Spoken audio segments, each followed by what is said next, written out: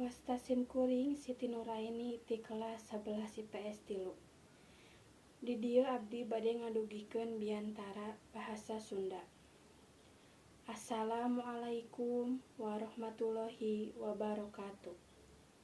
Puji sinareng syukur mangga urang sanggakeun kahadirat Ilahi Robbi. Ku alatan kersaning manteuna silaturahmi dina waktos ayeuna. Sok sanaos teu paamprok jonghok, teu patepang rarai, ngan saukur dina jagat maya.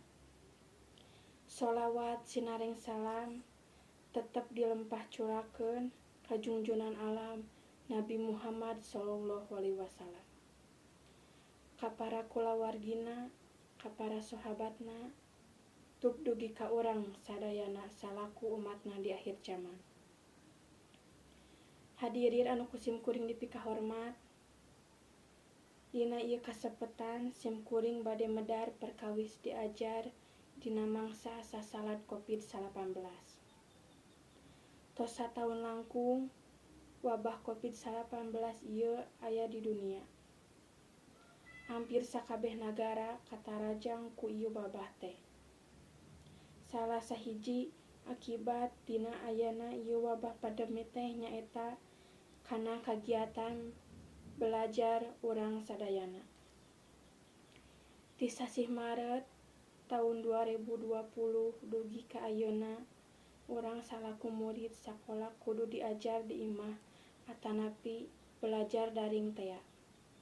Dina mangsa sasalat ieu urang teh dipaksa ku kaayaan nu nitah urang diajar di imah masing-masing ngaliwatan online.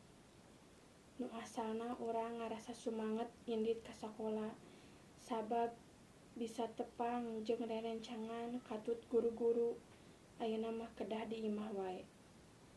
Sanajan urang ayeuna mung tiasa tatap maya ngaliwatan Google Meet, di pihareup urang sadayana tetep sosor-sosor kana diajar. Nalika waktuna diajar, urang kudu bener-bener diajar. Ulah kabengbatkeun ku main game online.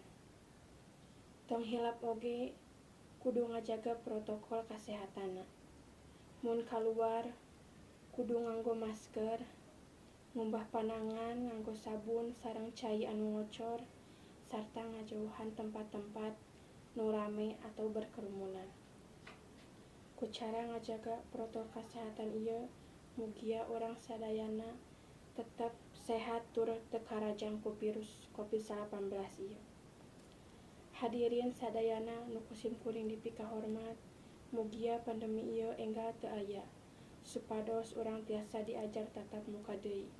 Amin ya robbal alamin.